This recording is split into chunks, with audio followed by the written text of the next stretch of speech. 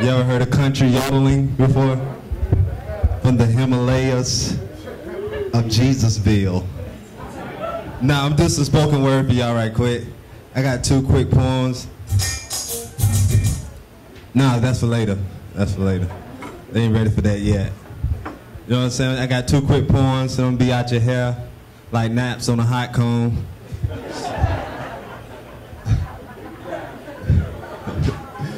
So, just bear with me. The title of this first poem is called Idol Worship, and it's a metaphor. True story. She became what and who God should be to me. Misplaced like nerds in the school of hard knocks, had my heart skipping beats like the hands on the clock. Lost in what I found to be a hard spot, often talking to myself like, heart, stop. But as the beat went on, I rolled with it. With life as my chauffeur, good and bad on my shoulders, often looking to the sky at times on this ride, praying for the sun to come a little closer, because without her in my life, it felt as though my heart was growing colder. Psych. Man, was I insane, or was sanity even in me to credit the reality of her and I to ever be, as I put in work on bending knee for we, without first seeking the kingdom of he who created me? I've come to realize it may not have been healthy for us to be spiritually, especially if I keep her in a place in my heart where God should be. Worshipping the identity of an entity that's just like me, made full of imperfections just like me. And what's worse is I love her more than that man that looks just like me. Committed to fulfill her every need, even if it meant I being compromised to see her smile. I am guilty of idol worship because of how I loved her style, more than I love how I could be putting my energy towards what God called me to be. Operating in ministry like it's only for she, every time she calls for me. And what's sad about it is she openly refuses to give any level of commitment back to me. So actually you can say I was a fool, a sucker for love, caught up all because I had her in a place in my heart where God should be. On the verge of jeopardizing all present and future blessings God has in store for me. So the moral to this story, or the truth to these metaphors, is put nothing before the Lord and blessings shall reign in your life forevermore. From the rich to the poor, this is a jewel wrapped in a gift you can't buy out the store. Apply it to your life and you shall remain blessed forevermore. God first and everything else secondary. It's necessary. We carry this in our hearts and guard it with all diligence. And please, people, take heed and don't be like me, putting people, places, and things in your heart where God should be. True story. True story. And what's sad about it is she left me for a Happy Meal. I'm just playing. But the title of this next poem is called Restoration. Because after you go through a situation like that, you need some restoration. You need to be revived. You need to be brought back to life. And I don't know nothing better to restore you than some good vitamin water. Just playing. I found true love when I was once stuck between a rock and a hard place. Concealed in God's grace, it was a match made in heaven, bearing a striking resemblance of the perfect date to date the day I was made whole and able to love again. As I dined on long suffering and pain, I ate till my belly was full with the truth of the matter, killing off all seeds of bitterness like that pill for the morning after.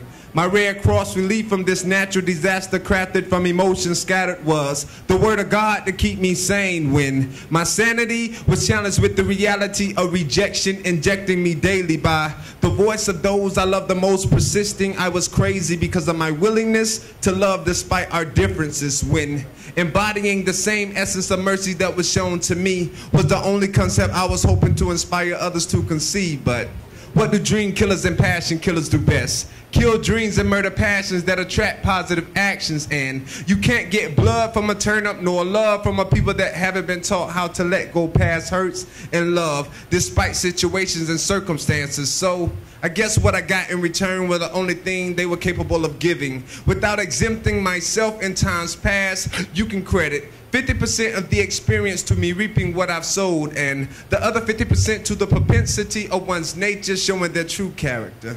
All in all, at the end of the day, when you add it up, 100% a lesson learned. As I pick up the pieces of a broken token of appreciation, aka my heart, hammered by circumstances and situations, I can smile, knowing within my soul, when I was once in a place where suicide, drug, and sexual addiction could have consumed me, love, I mean real love, came in and lifted me, set me back on my feet, spoke hope through my spiritual mother and father in simple sayings of, son, keep your feet, fight, because the devil seeks to sift you like wheat, and not only saying but showing that they were there for me, consoling and molding me back into the love of God created me to be. And now I stand before thee, head over heels in love again, knowing in the holy of holies lies my love, vowing to never leave nor forsake me, eagerly waiting to embrace me with all my hurts and idiosyncrasies there. In the holy of holies lies the true definition of intimacy in action through compassion for the beloved.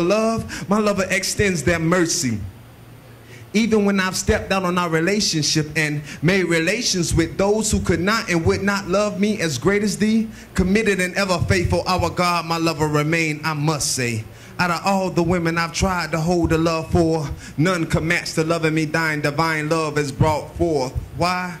True love can only come from one source, and that is the Lord. And from that, I've learned, in order to receive that love, you got to give it. And in order to live out that love, you got to die. So I die daily to every past relationship and ungodly soul tie that seeks to bind and place me in a state lesser than God created me to be in. Understanding that the love I desire is greater than the fullness of the love I possess, I release all old vows and covenants in order to advance in the true essence of what this love is. Being conscious of not getting too familiar with its presence so I don't take it for granted.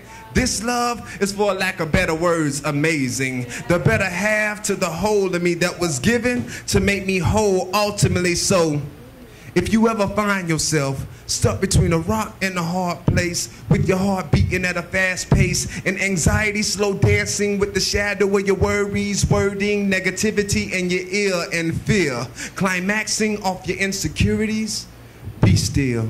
Trust in the Lord with all thine heart and lean not unto thy own understanding, because it could be between that rock and that hard place that God is waiting to meet you and embrace you like he did me. Thank you.